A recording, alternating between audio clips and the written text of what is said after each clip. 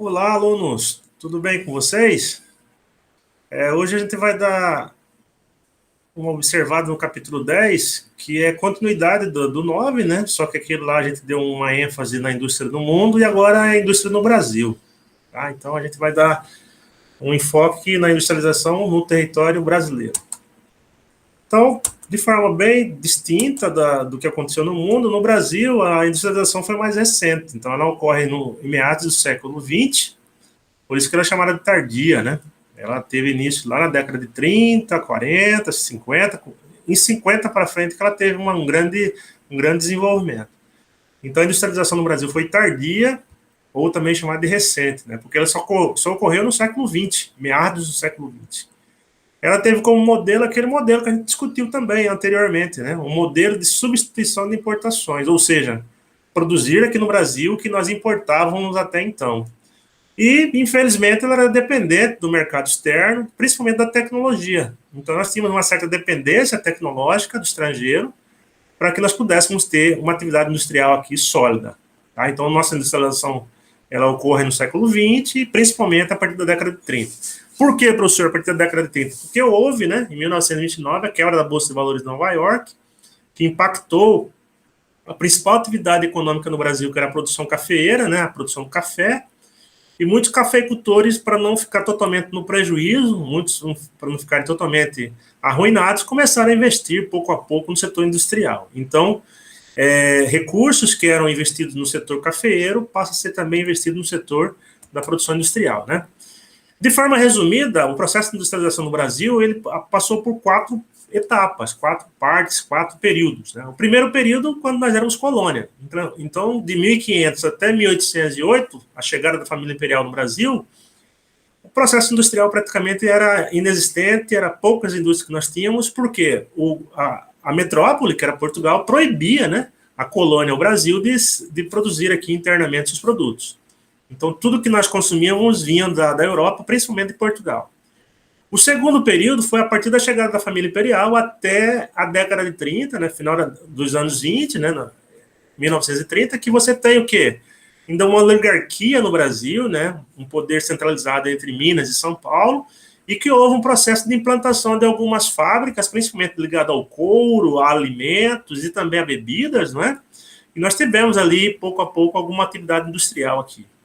O terceiro período é o período que vai de 1930 até 1956. Por quê? É o período que nós tivemos o governo do presidente Getúlio Vargas, o gaúcho Getúlio Vargas. Então, nós tivemos um processo de industrialização, o Getúlio Vargas viu a necessidade do Brasil investir no setor industrial para não ficar totalmente refém do setor agroexportador, como era o caso do café, e ele, pouco a pouco, ele cria algumas companhias fortes, grandes, companhias nacionais, no caso, grandes empresas estatais, entre elas a Companhia Vale do Rio Doce, a Companhia Siderúrgica Nacional e também a Fábrica Nacional de Motores, a FENEME. E no seu segundo mandato ele cria lá também a Petrobras, a Petróleo Brasileiro S.A. Tá? Então essa fase aí de 1930 a 1956, você tem a famosa Revolução Industrial no Brasil, ou seja, foi a fase que nós tivemos a maior quantidade de indústrias, principalmente indústria de base, né, que dão suporte às demais outras indústrias. A partir de 1956, nós temos uma fase que nós chamamos de internacionalização da indústria brasileira. Por quê? Coincide com o governo do presidente Juscelino Kubitschek, o JK, o mineiro JK.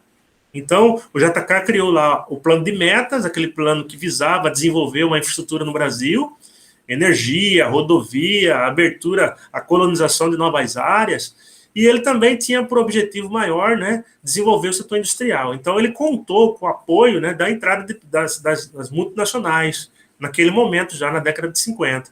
Então, pouco a pouco, as empresas estrangeiras entram no Brasil, e o Brasil melhora a questão da infraestrutura, né, constrói lá algumas usinas hidrelétricas, algumas rodovias, né, melhora a questão dos portos, dos aeroportos, para que a indústria chegue aqui também encontre, né, ela encontre bases para que ela possa desenvolver. Então, de forma resumida, isso vai até na década de 90. Na década de 90, nós temos a abertura econômica, com o presidente Fernando Collor de Mello, E aí você vai ter o que? A chegada das grandes companhias também estrangeiras, que vêm concorrer com o produto nacional, e você vai ter na década de 90 um grande processo de privatização dessas empresas que foram criadas aí por Juscelino, criadas também por Getúlio Vargas. Tá? Então, o nosso crescimento ele se dá devido à crise cafeeira, devido à quebra da Bolsa de Valores de Nova York, lá no final dos anos 20, né? Nós já tínhamos uma base econômica no Sudeste, a principal região produtora de café era o Sudeste, o estado de São Paulo, e esses recursos aí do café subsidiou, né, a instalação das primeiras indústrias ali mais fortes,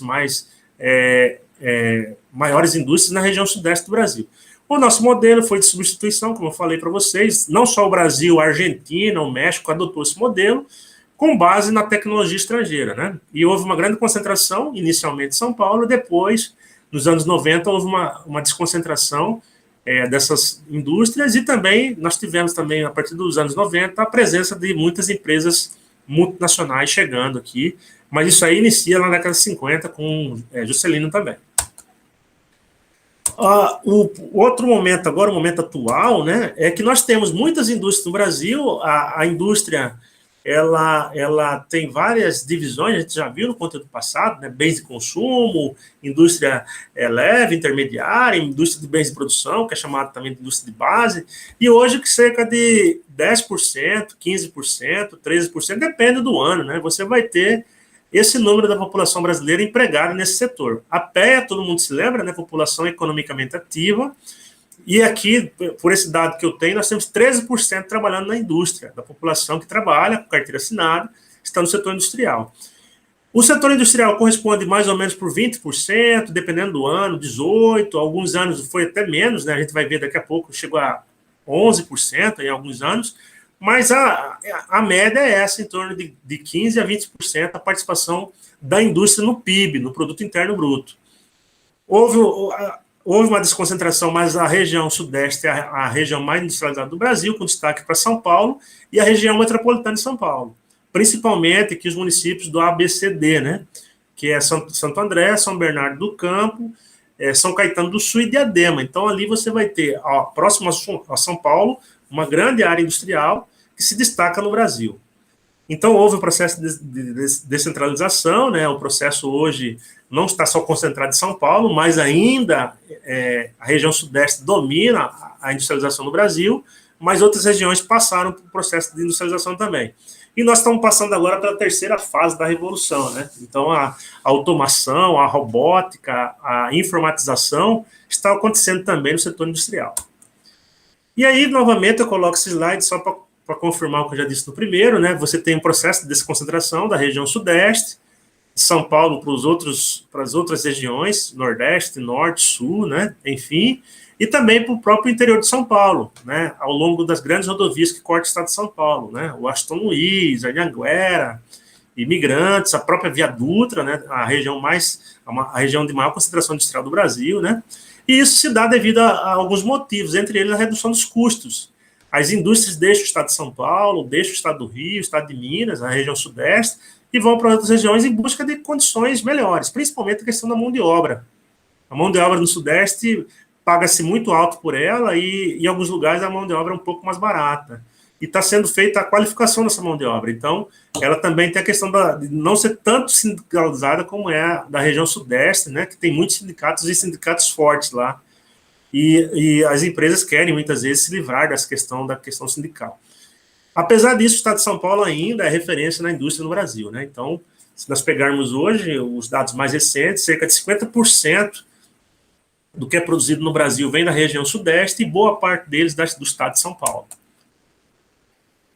Há uma polêmica aí no ar, que é a questão da desindustrialização, que é a redução da atividade industrial na participação do PIB brasileiro, né? Então, aqui tem um corte de 1948 até 2018, e nós tivemos o quê? Momentos de grande alta da participação da indústria, principalmente da transformação, mas houveram aí quedas, principalmente aqui depois dos anos 2002, 2005, 2010 para cá.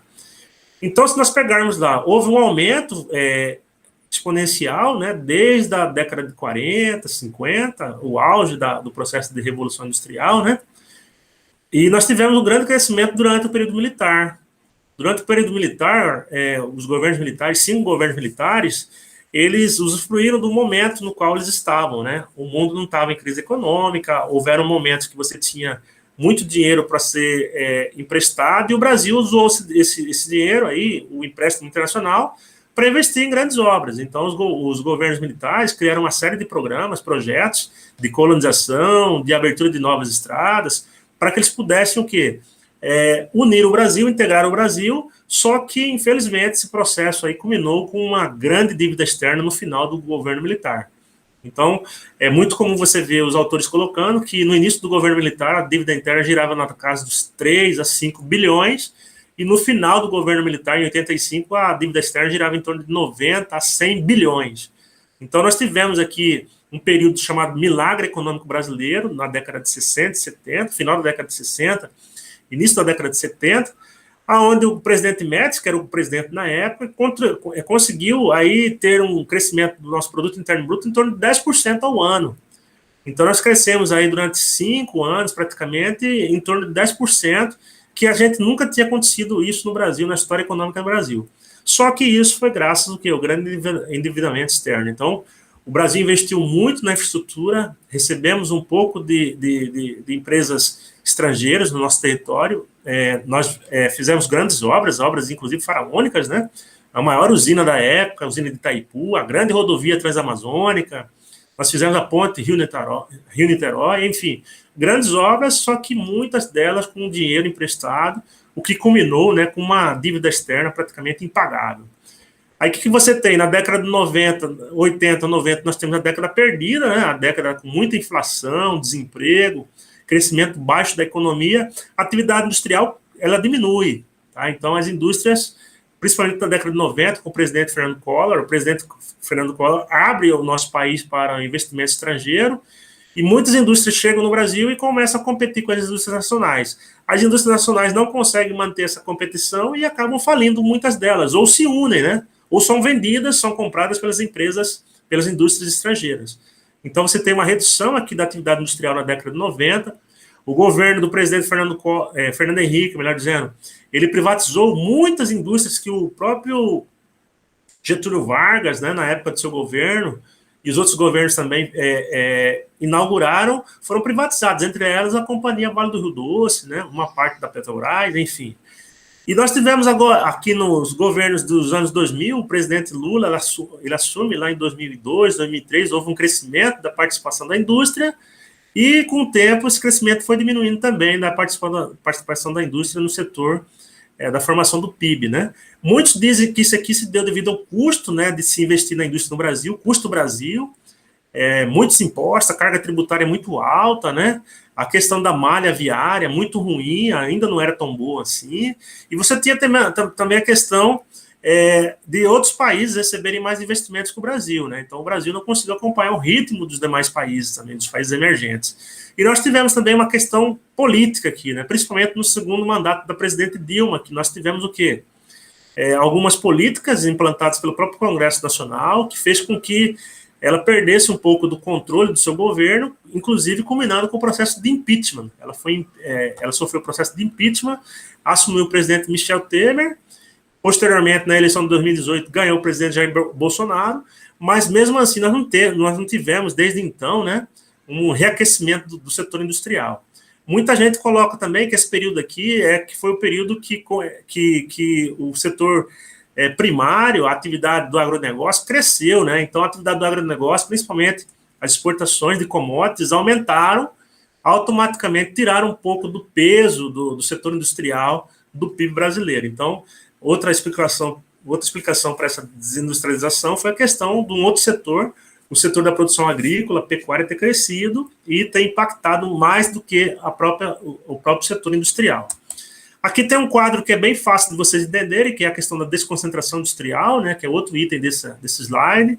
Aqui nós vemos uma tabela com as regiões e ao longo do tempo, né, você tem uma redução da produção industrial na região sudeste, ela diminui percentual ao longo do tempo, né, 70, 85, 2001, houve um decréscimo da importância do sudeste e o aumento das demais regiões. O norte aumentou a sua produção, o valor da produção, o nordeste também. o Sul também, e a região Centro-Oeste também. Ou seja, muitas empresas que estavam no Sudeste deixaram o Sudeste, muitas indústrias, e foram para as demais regiões, buscando lá vantagens, principalmente mão de obra barata. Ocorreu uma grande guerra, uma guerra fiscal entre os estados. O que é a guerra fiscal, professor? É quando os estados oferecem vantagens para atrair as empresas, as indústrias, né? Oferece muitas vezes terreno, oferece luz elétrica, oferece telefonia, oferece sistema de telecomunicação, muitas vezes de graça, por um período de graça, né, para que a empresa chegue ali e se instale. Tá? Mas o mais importante é a qualificação da mão de obra e uma mão de obra não tão cara. Isso aí incentiva muito a instalação de indústrias. Aqui também tem outros fatores que contribuíram para o processo de desconcentração da região Sudeste. Então, a região Sudeste está muito urbanizada, né, uma superconcentração de capital nas grandes áreas urbanas, capital que uma grande concentração de pessoas, muitos problemas ali urbanos, né, elevado preço dos imóveis, custo da mão de obra elevado também, a questão do congestionamento, né, as cidades grandes são sempre congestionadas, muito carro, pouco espaço de circulação para os transportes, para a chegada da mercadoria, para a saída da mercadoria, o sistema de comunicação, de telecomunicação, muitas vezes congestionado também, devido ao uso intenso, né? E você tinha também a questão da carência de matéria-prima nessas áreas e também, muitas vezes, em alguns momentos, a questão da escassez da energia ou o preço elevado da energia, que fez com que as indústrias buscassem outras regiões que não fosse a região Sudeste. Esse processo que nós chamamos de desconcentração. Aí nós temos o último item, que é a questão dos principais centros industriais no Brasil. Então, aqui no mapa, confirma o que eu estou dizendo para vocês. A região Sudeste é a região mais industrializada do Brasil, porém, ela perdeu força, aí, principalmente a partir dos anos 90 para cá. De 1990 para cá, a região Sudeste reduziu a sua participação no PIB, né, industrial do Brasil, e as demais regiões aumentaram. Mas ainda hoje, metade do que é produzido no Brasil, praticamente, vem dessa região, que é a região Sudeste. Então, aqui a região Sudeste e o Sul são as duas mais industrializadas do Brasil. Então, aqui eu coloquei outro quadro novamente, né? O que se destaca no Sudeste é a região metropolitana, onde está a cidade de São Paulo, né? Juntamente com os municípios do ABCD, né? Santo André, São Bernardo, São Caetano do Sul, Diadema, a região do Vale do Paraíba, ali entre o Rio e São Paulo, né? São José dos Campos, Taubaté, Resende, no Rio de Janeiro, as grandes rodovias do estado de São Paulo, Raposo Tavares, Washington Luiz, a própria Imigrantes, né? Anchieta, ou seja, Anhanguera, são cidades que cortam, né? Campinas, são grandes polos industriais, Ribeirão Preto, São José do Rio Preto, são regiões industriais do estado de São Paulo que são importantes dentro do cenário nacional. No Rio de Janeiro, nós temos a grande concentração industrial na Grande Rio, né? A região metropolitana do Rio de Janeiro, Niterói, o próprio Rio de Janeiro, né? As outras comunidades ali que nós temos. E nós temos no Rio também a produção petroquímica, né? Nós temos Macaé, nós temos uma grande produção petroquímica na Grande Rio. Belo Horizonte, né, BH, Grande Belo Horizonte, tem Betim também ali na Grande Belo Horizonte, Contagem, né, são grandes cidades ali ao lado de Belo Horizonte, possuem muitas montadoras, né, lá na Grande Belo Horizonte, e temos no sul do Brasil, nós temos no sul do Brasil aqui, a Grande Porto Alegre, no Rio Grande do Sul, Curitiba, né, no Paraná, e o Vale do Itajaí, em Santa Catarina, né? Aqui você vai ter Porto Alegre uma diversidade de indústria, Grande Curitiba também, né? Eletroeletrônicos, enfim. E Itajaí você vai ter um grande polo têxtil, né? Então você vai ter lá Brusque, Blumenau, grandes cidades ali do polo têxtil de Joinville, né? E o Nordeste do estado, de Santa Catarina, é uma produção vinícola, produção de avicultura, né? Produção de granja mesmo, frangos, enfim, alimentos, né? A questão da produção de leite, né, e derivados. Aí no Nordeste, as cidades do litoral, a Grande Salvador, que lá tem o polo petroquímico de Camaçari, na Grande Salvador. Você tem também a Grande Recife, lá tem o Porto de Suape, né, Jaboatão do Guararapes, Cabo de Santo Agostinho. Grande Fortaleza tem o Porto de Pecém, então também são importantes áreas industriais no Nordeste. As três maiores áreas industriais são essas três capitais aqui do Nordeste. Dentro da região Centro-Oeste, o destaque se dá para o estado de Goiás. O estado de Goiás é um estado que tem a maior atividade industrial dentro do Centro-Oeste, devido à proximidade também a Brasília, né? Brasília está lá o Distrito Federal está dentro do estado de Goiás, e você vai ter também Anápolis e Catalão com montadoras, tá? A Hyundai está em Anápolis e Catalão tem a Mitsubishi. Tá? O Mato Grosso é importante dentro da região centro-oeste, principalmente porque aqui nós temos algumas empresas ligadas ao ramo alimentício. Né? Então nós temos aí muitos frigoríficos que são importantes aí a nível de Brasil. No norte se destaca a Zona Franca de Manaus, no estado do Amazonas. A Zona Franca foi criada em 1967 para receber indústrias e com isenção fiscal para muitas indústrias. Tá? Então tem muitas montadoras lá na Zona Franca de Manaus, de eletrônicos, eletroeletrônicos, algumas fábricas de veículos também, que montam lá, né, principalmente as motocicletas, para serem vendidas no Brasil todo. E nós temos também a capital do estado do Pará, a cidade de Belém, que é um grande polo industrial na região norte do Brasil. Tá certo, pessoal? Então vocês vão ler isso aqui, esse material de vocês, para que vocês tirem a dúvida lá desse material. Essa questão dos principais centros industriais, ele detalha quase estado por estado, é bom que vocês leiam. E aqui segue o exercício de vocês para que vocês façam durante a semana aí, ou durante o dia de hoje, e me entreguem na próxima aula lá de vocês na semana que vem. Então aqui tem o exercício, toda a página 235, são todas as questões, a questão dissertativa e a questão do Enem e vestibulares, e da página 243 tem lá 4 questões também dissertativas e uma questão única do Enem e vestibulares. Galera, é isso, tá? Eu acho que deu para passar mais ou menos o conteúdo para vocês. Procurem dar uma lida, né? A leitura, ela engrandece o conhecimento. E até a próxima. Fiquem com Deus, tá? Vou fechar aqui a nossa gravação.